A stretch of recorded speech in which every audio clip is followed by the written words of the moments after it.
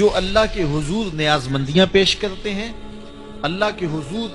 اپنی محبتیں پیش کرتے ہیں، کبھی مال خرچ کرتے ہیں،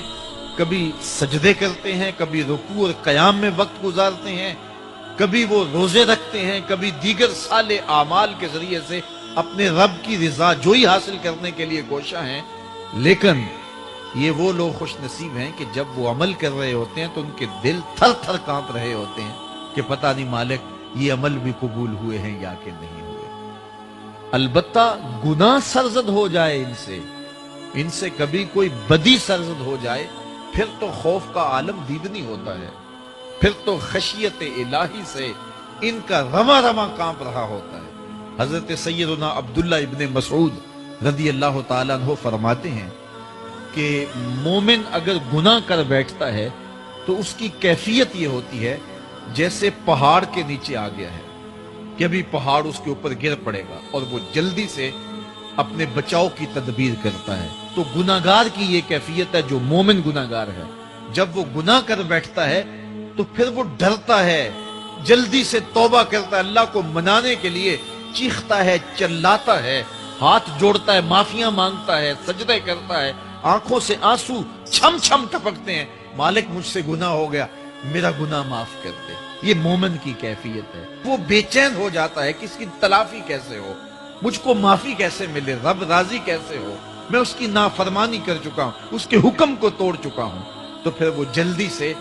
اللہ جل شانہ کو راضی کرنے کی کوشش کرتا ہے اور توبہ کی دہلیز پہ آ کے کھڑا ہو جاتا ہے۔ اور بندہ جب توبہ کرتا ہے تو اللہ تعالیٰ جل شانہ یہ نہیں دیکھتا اس نے جرم کیا کیا ہے، اللہ دیکھتا یہ میری دہلیز پہ آ گیا ہے، توبہ کے ایک آنسو سے اللہ پچھلے سارے گناہ معاف فرما دیتا ہے۔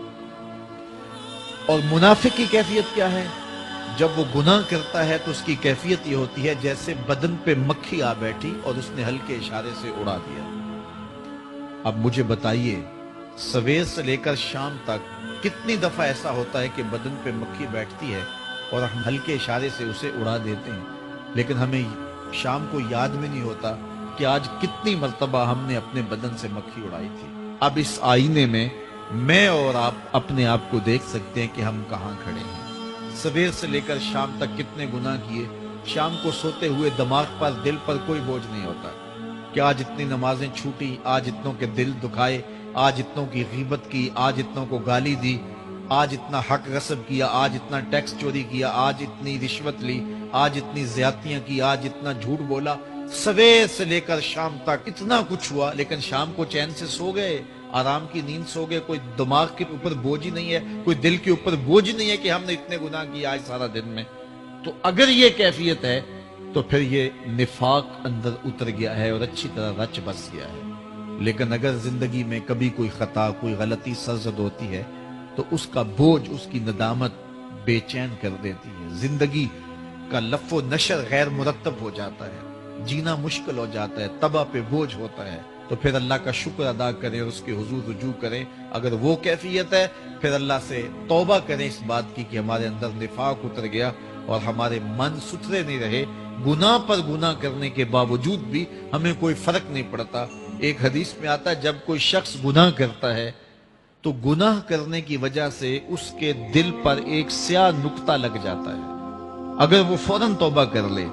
تو وہ نقطہ مٹ جاتا ہے اور دل شفاف ہو جاتا ہے۔ لیکن اگر وہ توبہ فوراً نہیں کرتا تو نقطے کے ساتھ ایک نقطہ دوسرے گناہ سے پھر پڑ جاتا ہے، حتیٰ کہ وہ پھیلتا رہتا ہے اور گناہ ہوتے جاتے ہیں۔ ایک وقت ایسا آتا ہے کہ پورا دل سیاہ ہو جاتا ہے، اور جب پورا دل سیاہ ہو جائے تو پھر گناہ اور نیکی میں کوئی فرق باقی نہیں رہتا۔ پھر انسان کی زندگی جو ہے وہ گناہوں کا مجموعہ بھی بن جائے تو اس کو کوئی فرق نہیں پڑتا۔ تو میں اور آپ اپنے اندر اتر کے دیکھیں، فرمایا گیا حاسبو قبل ان تحاسبو، اس سے قبل کہ تمہارا حساب کیا جائے اپنا حساب خود کرو۔ میں اور آپ اپنے آپ کو تولیں، ترازو کے دونوں پلڑوں کے اندر اپنے اعمال کو رکھیں، نیکیاں بھی رکھیں اور برائیاں بھی رکھیں، اور پھر ان کو تولیں اور پھر ہم دیکھیں کہ ہم کہاں کھڑے ہیں۔ یہ زندگی کہیں غفلت میں نہ گزار دیں، آنکھ بند ہو تو پھر کھلے اور پھر کہیں ہائے ہمیں کسی نے بتلایا نہیں تھا، ہم خود بھی اس پہ غور و تدبر نہیں کیا، پھر ہاتھ ملتے رہ جائیں کہ پلے کچھ بھی نہ ہو۔ آئیے میں اور آپ اپنی زندگی کو اپنے مالک کی دہلیز پہ لے جائیں۔